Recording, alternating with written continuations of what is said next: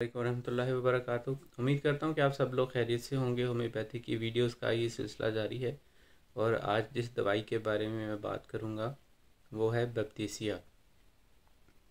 Baptisia typhoid के लिए इस्तेमाल की जाती है, सेप्टिक फीवर्स के लिए इस्तेमाल की जाती है। ऐसा ब्लड जो डिकम्पोज हो गया हो जिस्म के अंदर, इसके डिस्चार्जेस इतने ज़्यादा डिकम्पोज हो जाते हैं कि उसके अंदर इतनी ज़्यादा स्मेल आती है कि जैसे गोश्त गल सड़ गया हो, नाकाबिले बर्दाश्त बदबू होती है। तो ये तमाम डिस्चार्जेस जो होते हैं वो जिस्म के अंदर, उसके मुंह से भी स्मेल आएगी, उसके स्टूल में से भी स्मेल आती है। अगर वो उल्टी कर देता है तो उसमें से भी बहुत ज़्यादा बदबू आती है। तो उसके लिए जो है वो बैप्टीसिया दवाई इस्तेमाल की जाती है। अगर इसको वक्त से पहले जब इलामात शुरू हो रही हैं तब इस्तेमाल कर लिया जाए तो ये ज़्यादा अच्छा जो है वो असर दिखाती है। इसका पेशेंट बात बर्दाश्त नहीं कर सकता, चिड़चिड़ा होता है, अपने पास किसी को बैठना बर्दाश्त नहीं करता, और ये तमाम अलामात तब ज़ाहिर होती हैं जब वो उस बुखार की कैफियत में होता है। जब इसको बुखार होता है तो इसकी नब्ज़ तेज़ हो जाती है, आँखें इसकी पथरा जाती हैं या डिलेरिया हो जाता है, यानी कि आँखों की मूवमेंट राइट और लेफ़्ट ऊपर की तरफ देखेगा पेशेंट। तो इस तरह की इसकी हालत हो जाती है। अगर उस बुखार की हालत में सो गया है पेशेंट और उसको उठाया जाए तो उठेगा तो बिल्कुल बेवकूफ़ों की तरह रिएक्ट करेगा, ऐसे देखेगा कि जैसे पहचानता ही नहीं है। आंखों की मूवमेंट बिल्कुल ही अजीब किस्म की हो जाएगी जैसे मैंने बताया। तो इस किस्म की इसकी जो है वो कुछ सिम्टम्स होती हैं। जब इसको बुखार होता है तो इसकी ज़ुबान बहुत ही खुश्क चमड़ी की तरह हो जाएगी और उसकी दरमियान वाला जो हिस्सा है वहाँ पे येलोइश ब्राउनिश जो है वो हो जाती है और बहुत ही ज़्यादा खुश्क हो जाती है जो ज़ुबान का दरमियानी हिस्सा होता है। गले की इन्फेक्शंस के लिए भी ये दवाई इस्तेमाल की जाती है और मुंह के अंदर छाले बन जाते हैं, मुंह पक जाएगा, गल सड़ जाएगा, मुंह अंदर से छाले बन जाते हैं और अमूमन दांतों पर मैल भी जो है वो जमना शुरू हो जाती है बहुत ज़्यादा। तो ये इलामात थी या कुछ सिम्टम्स थे जो बैप्टीसिया के हैं। इसके अलावा जितनी भी म्यूकस मेम्ब्रेन्स हैं उसमें से स्लाइटली ब्लीडिंग होती है, यानी कि ब्लड निकलता है।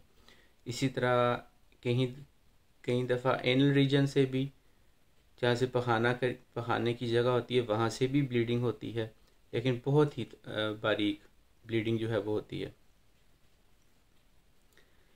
सर में इसके अंदर आपके फ्रंटल रीजन्स के ऊपर यहाँ पर सर दर्द होती है, आँखों के अंदर भी पेन पाया जाता है, लेकिन गले के इन्फेक्शन के अंदर इसमें डार्क रेड कलर का, सुर्खी नहीं होती लेकिन डार्क रेड कलर की होता है। इसका चेहरा भी जो होता है वो उसमें भी डार्क रेड पाया जाता है। इसके गले में सुर्खी नहीं लेकिन डार्क रेड होता है, सुर्खी माइल नहीं होता, बहुत ही सख्त यानी कि पक्के रंग की सुर्ख रंग का जो है वो इसका गले की रेडनेस होती है।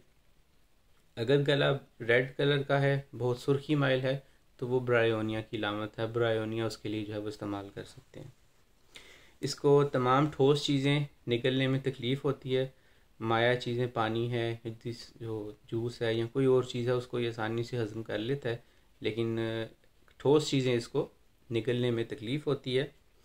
इसको ऐसा महसूस होता है कि इसका पेट बहुत ज़्यादा फूल गया है, और लेकिन जब आप खुद कोई और शख्स इसके पेट को छूता है तो उसको नरम महसूस होगा। तो उसको सिर्फ पेशेंट को ये महसूस होगा कि उसका पेट बहुत ज़्यादा सख्त हो गया है, तन गया है। और अगर स्टेथोस्कोप के साथ सुने तो उसके पेट में से गड़गड़ की जो है वो आवाज़ आती है।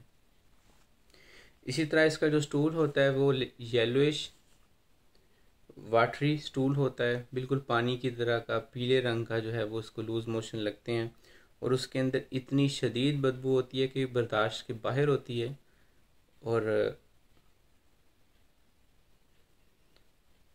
इन तमाम तकलीफ़ के बावजूद पेशेंट को ऐसा महसूस होता है कि उसको तकलीफ़ नहीं, दर्द नहीं होती, उसको किसी भी किस्म की दर्द को महसूस नहीं कर सकता। ऐसे लगता है कि वो तमाम हिस्से, उसकी म्यूकस मेम्ब्रेन से ब्लड आ रहा है, उसके मुंह से भी खून आता है, उसकी ब्लीडिंग शुरू हो जाए एकदम से, और उसको लूज़ मोशन लग गए हैं और इतनी ज़्यादा स्मेल और इतनी ज़्यादा तकलीफ़ के बावजूद भी पेशेंट को दर्द नहीं होगी। उसका जिस्म ऐसे होता है कि जैसे सुन्न हो गया हो।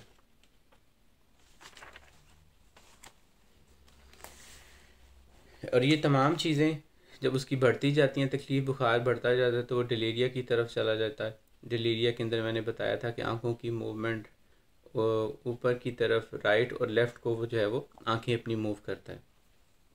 किसी को जो है वो पहचानता नहीं है। और जब बिस्तर पर सोता है तो या तो उसको बिस्तर नीचे को दबा हुआ सिंक होता हुआ महसूस होता है, या उसको ऐसा महसूस होता है कि उसके तमाम जिस्म के जो बॉडी पार्ट्स हैं वो बिस्तर के ऊपर अलग अलग हो गए हैं और वो उनको इकट्ठा करने की कोशिश करता है। कुछ ऐसी कैफियत होती है बैप्टिसिया की। और जो हिस्सा उसका जिस्म का बेड के साथ लगता है उसको ऐसा महसूस होता है कि बेड बहुत ज़्यादा सख्त है। ऐसी कैफियत होती है जो है पेशेंट की। ऐसी तमाम तकलीफ़ जब पेशेंट को हो तो उसमें मैंने बताया कि अगर शुरू के अंदर बैप्टिसिया दे दी जाए तो बहुत अच्छा काम करती है। और मोस्टली जो है वो इसके अंदर कमज़ोरी भी पाई जाती है। लेकिन अगर कमज़ोरी से बेहोशी हो तो उसके लिए ब्रायोनिया और जलसेमियम दो दवाइयाँ ऐसी हैं।